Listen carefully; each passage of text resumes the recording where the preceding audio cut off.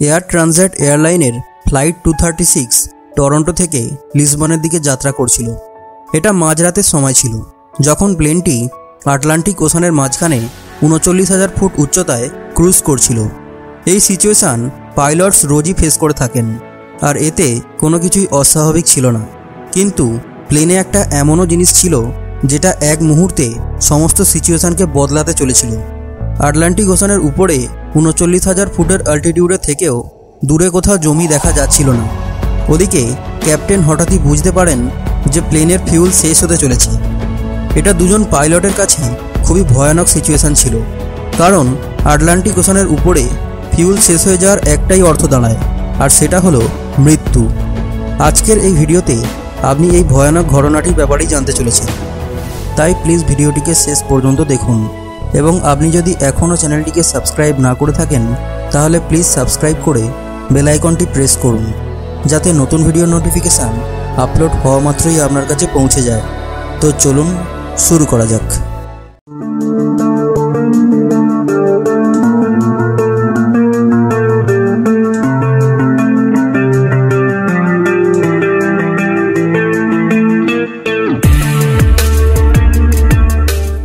এই ঘটনাটি হয়েছিল 23শে আগস্ট 2001 দিন।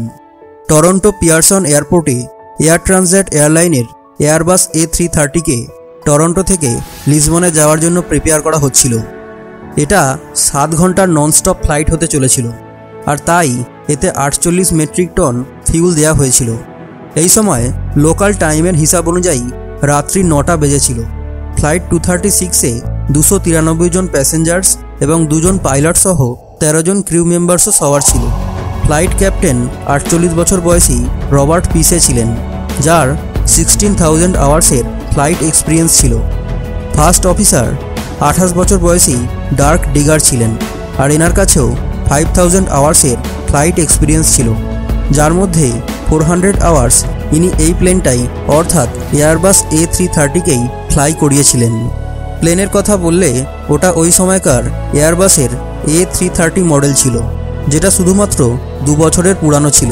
অর্থাৎ মোদ্দা কথাটা হলো, না তো পাইলটদের এক্সপিরিয়েন্সে কোনো কমতি ছিল, আর না তো প্লেনে কোনো রকমের ফল্ট ছিল।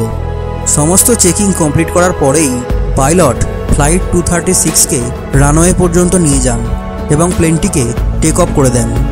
কিছুক্ষণের মধ্যেই প্লেনটি নিজের ক্রুজিং অল্টিটিউড 39,000 ফুট পর্যন্ত পৌঁছে যায়। এরকম লং ফ্লাইটসে পাইলটসের বেশি কাজ থাকে না, কারণ বেশিরভাগ কাজ অটো পাইলট সিস্টেমই করে থাকে। পাইলট শুধুমাত্র সিচুয়েশানটিকে মনিটর করেন আর কন্ট্রোল টাওয়ারকে নিজেদের লোকেশান এবং আপডেটস দিয়ে থাকেন।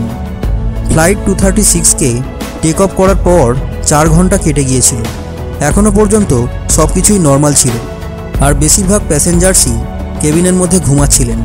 প্লেনটি ঠিক যে সময় আটলান্টিক ওশানের মাঝখানে পৌঁছেছিল, ঠিক তখনই প্লেনে একটা সমস্যা দেখা দেয়। কানাডিয়ান টাইমের হিসাব অনুযায়ী রাত্রি 1টার সময় পাইলট প্লেনের ইঞ্জিন নাম্বার 2 অর্থাৎ প্লেনের রাইট ইঞ্জিনটিতে একটা অ্যাবনর্মাল রিডিং নোটিস করেছিলেন।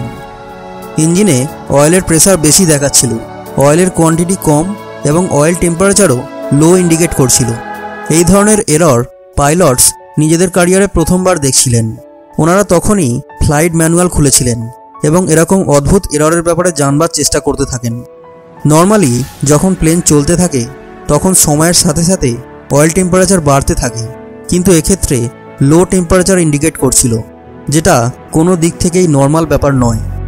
ওনারা ফ্লাইট ম্যানুয়ালে এই ধরনের এররের ব্যাপারে কোনো ইনফরমেশান পাননি। পাইলটস কানাডাতে এয়ার ট্রানজিটের মেনটেন্যান্স ইউনিটের সাথে কন্ট্যাক্ট করেন এবং ওনাদেরকে এই এররের ব্যাপারে সমস্ত ঘটনা জানান। দুর্ভাগ্যবশত মেনটেন্যান্স ইউনিটেরও এই এররের ব্যাপারে জানা ছিল না। ওনারা পাইলটসকে বলেছিলেন যে এই এররটিকে মনিটর করতে, আর ওনারা কিছুক্ষণ পরে আবার ওনাদের সাথে কন্ট্যাক্ট করবেন। এদিকে প্লেনের রাইট ইঞ্জিনে অয়েলের ফল্টি রিডিং শো হচ্ছিল, কিন্তু ভিতরে কোনো রকমের সমস্যা দেখা যাচ্ছিল না। পাইলটস এটা ভেবে নিশ্চিন্ত হয়েছিলেন যে হয়তো কোনো ফল্টি সেন্সার অয়েলের ভুল রিডিংস প্রকাশ করছে। কিন্তু আধ ঘন্টা পরে ক্যাপ্টেনের সামনে আরও একটা মেসেজ ডিসপ্লে হতে থাকে। এই মেসেজ অয়েলের সাথে রিলেটেড ছিল না, বরং ফিউলের সাথে রিলেটেড ছিল। কমার্শিয়াল এয়ারলাইন্সের ফিউল প্লেনের উইংসে ইকুয়ালি ডিস্ট্রিবিউট করা থাকে, আর এটা নোটিস করা হয় যে ফ্লাইট 236-এর দুটো উইংসে সমান ফিউল নেই। রাইট উইংসের ফিউলের কোয়ান্টিটি লেফটের থেকে কম ছিল। অবশ্য এই সমস্যাটাও এতটা সিরিয়াস নয়, কারণ এই সমস্যাটাকে ফ্লাইটের সময় ফিক্সড করা সম্ভব। ক্যাপ্টেন এই সমস্যাটিকে ফিক্সড করার জন্য ক্রস ফিড ভালভ খুলে দেন, যাতে লেফট উইংস থেকে ফিউল রাইট উইংসে যেতে শুরু করেছিল। আর কয়েক মিনিটের মধ্যে দুটো উইংসের ফিউলের কোয়ান্টিটি সমান হয়ে গিয়েছিল। এই ব্যাপারটা ঘটার 10 মিনিট পরেই ক্যাপ্টেন লো ফিউলের ওয়ার্নিং দেখতে পান। এটা একটা এমনই সমস্যা ছিল যেটাকে কোনো পাইলটই ফেস করতে চাইবেন না, আর সেটাও প্যাসেঞ্জার ভর্তি প্লেনে।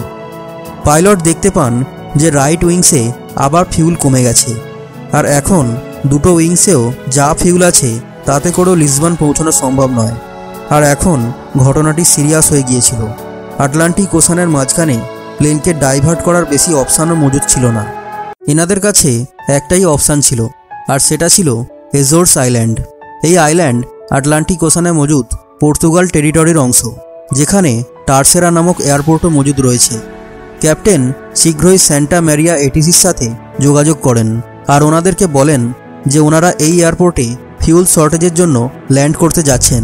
কিন্তু এখনও পর্যন্ত পাইলটরাও কনফার্ম ছিলেন না যে ওনারা এই এয়ারপোর্ট পর্যন্ত আদৌ পৌঁছাতে পারবেন নাকি ওনাদেরকে ওশানেই ল্যান্ড করতে হবে। এই সময় প্লেনে 7 টন ফিউল অবশিষ্ট ছিল, অর্থাৎ প্রায় 7000 কেজি। দেখে তো এটা অনেক ফিউল বলে মনে হয়, কিন্তু আসলে এটা A330 ফিউল ক্যাপাসিটির শুধুমাত্র 6% ফিউল, আর সেটাও ভীষণই তাড়াতাড়ি কমতে শুরু করেছিল। কিন্তু প্রশ্নটা হলো যে ফিউল আসলে কমছিল কেন? এবারেও কি কোনো ফল্টি সেন্সার ভুল রিডিং শো করছিল, নাকি সত্যি ফিউলের ঘাটতি ছিল? ফিউল কমে যাওয়াটা শুধুমাত্র একটা ক্ষেত্রেই সম্ভব, যখন কোনো জায়গা থেকে ফিউল লিক হয়। এটা জানবার জন্য ক্যাপ্টেন ফ্লাইট ক্রুকে ইনস্ট্রাকশন দিয়েছিলেন যে উইংসের ট্রেলিং এডজ অর্থাৎ উইংসের পিছনের অংশটিকে মনিটর করতে। যদি ফিউল লিক হতে থাকে তাহলে অবশ্যই ওখান থেকে কোনো ইন্ডিকেশন পাওয়া যাবে, কিন্তু অন্ধকারের জন্য ওখান থেকে কোনো ইন্ডিকেশন পাওয়া যায়নি। এবারে কন্ডিশন এমন হয়েছিল যে প্রতি 5 মিনিটে 1 টন করে ফিউল শেষ হতে শুরু করেছিল। ক্যাপ্টেন এবারে নিশ্চিত হয়ে গিয়েছিলেন যে ফিউল কোথাও না কোথাও থেকে অবশ্যই লিক হচ্ছে। ওনাদের কাছে এখন শুধুমাত্র 25 মিনিটের ফিউল অবশিষ্ট ছিল, যেটার সাহায্যে টারসেরা এয়ারপোর্ট পর্যন্ত পৌঁছানো সম্ভব ছিল না। এই সময় ক্যাপ্টেন এবং ফার্স্ট অফিসার বারবার মেনটেন্যান্স ইউনিট এবং এটিসির সাথে কন্ট্যাক্ট করতে থাকেন।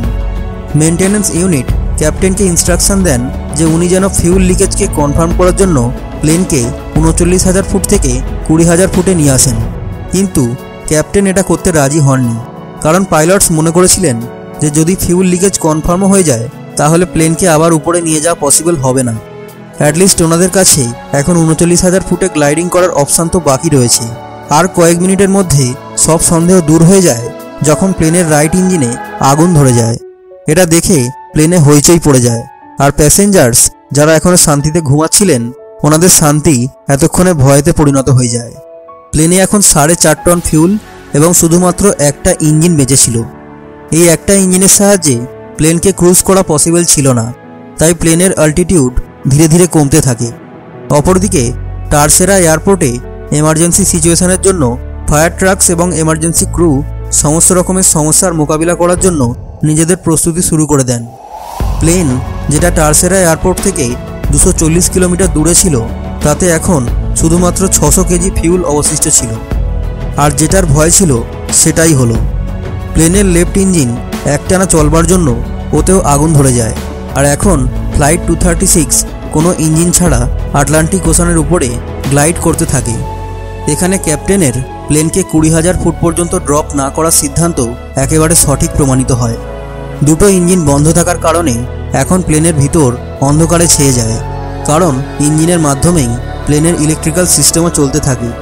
সৌভাগ্যবশত প্লেনের অটোমেটিক টারবাইন বাইরে চলে আসে, যেটা এয়ার স্পিডের মাধ্যমে শুধুমাত্র ততটা ইলেকট্রিসিটি জেনারেট করতে পারে যাতে ককপিটের ইম্পর্টেন্ট ইকুইপমেন্ট চলতে পারে। এখনও টারসেরা এয়ারপোর্ট 120 কিলোমিটার দূরে ছিল। প্লেনটি 30,000 ফুট পর্যন্ত নেমে এসেছিল, আর ক্যাপ্টেনকে এই ডিস্টেন্সটা শুধুমাত্র গ্লাইড করে পার করতে হতো। প্যাসেঞ্জার কেবিনে অন্ধকার এবং নিস্তব্ধতা ছেয়ে গিয়েছিল, এমনই নিস্তব্ধতা যেটা কোনো ভয়ানক বিপদের ইঙ্গিত দিচ্ছিল। যদি প্লেনটি এয়ারপোর্ট পর্যন্ত না পৌঁছাতে পারে তাহলে প্লেনটিকে ওশানেই ল্যান্ড করাতে হবে। তাই ক্রু মেম্বাররা প্যাসেঞ্জার্সদেরকে জলেতে ল্যান্ডিং করার জন্য প্রিপেয়ার করা শুরু করেন।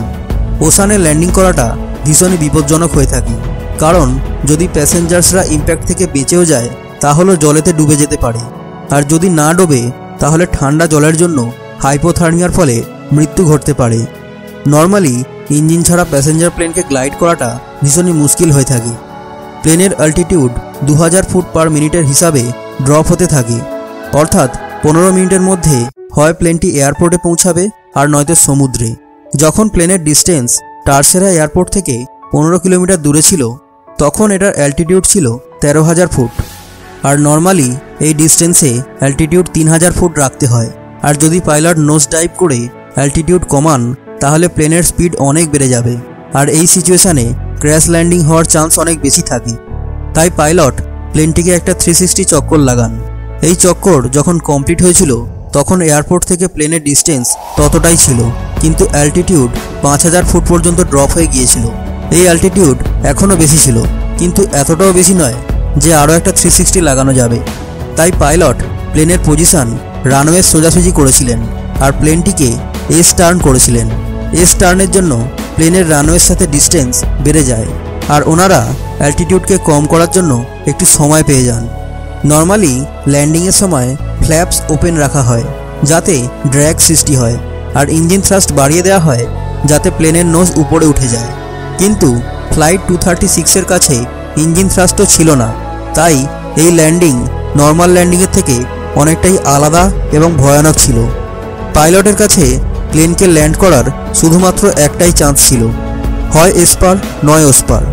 শেষমেশ প্লেনটি একটা জোরদার ঝটকা খেয়ে রানওয়েতে টাচ হয়, আর 12টার মধ্যে 8টা টায়ার বার্স্ট হয়ে যায়। প্লেনকে থামাতে একটু অসুবিধা তো অবশ্যই হয়েছিল, কিন্তু ফাইনালি ওটা স্কিড করে থেমেই যায়। প্লেন থামতেই প্লেনের ল্যান্ডিং গিয়ারে আগুন জ্বলে যায়, যেটাকে এয়ারপোর্ট ক্রু কাবু করে ফেলেন। ফ্লাইট 236 ইতিহাসের প্রথম এবং শেষ প্যাসেঞ্জার প্লেন ছিল যেটা কোনো ইঞ্জিন ছাড়া সবথেকে বেশি সময় পর্যন্ত গ্লাইড করার রেকর্ড বানিয়েছিল। রাইট ইঞ্জিনে ফিউল লিকেজের জন্য যখন ইনভেস্টিগেশন করা হয়েছিল তখন জানা যায় যে টরন্টোতে টেক অফ হওয়ার আগে মেনটেন্যান্স ডিপার্টমেন্ট ইঞ্জিনের একটা পার্ট চেঞ্জ করেছিলেন, কিন্তু ওই পার্ট কোনো অন্য প্লেনের ছিল। লুজ ফিটিংয়ের জন্য ওতে ভাইব্রেশন হয়েছিল, আর ওটা ফিউল লাইনকে বার্স্ট করে দিয়েছিল। এই ঘটনার পরে এয়ারবাস একটা নতুন সিস্টেম ইনস্টল করেছিল যাতে ফিউচারে পাইলট ফিউল লিকেজের ইনফরমেশনও পেতে পারেন। 1 বছর পরে ক্যাপ্টেন রবার্ট পিসে এবং ফার্স্ট অফিসার ডার্ক ডিগারকে এয়ারবাস A330-তে ডেড স্টিক ল্যান্ডিং পারফর্ম করার জন্য সুপিরিয়র এয়ারম্যানশিপ অ্যাওয়ার্ড দিয়ে সম্মানিত করা হয়। ভিডিওটি ভালো লাগলে ভিডিওটিকে লাইক এবং শেয়ার করবেন, এবং অবশ্যই কমেন্টে জানাবেন যে আপনার ভিডিওটি কেমন লেগেছে, এবং এইরকমই ইন্টারেস্টিং ভিডিও বারবার দেখার জন্য প্লিজ চ্যানেলটিকে সাবস্ক্রাইব করে বেল আইকনটি প্রেস করবেন। Thanks for watching.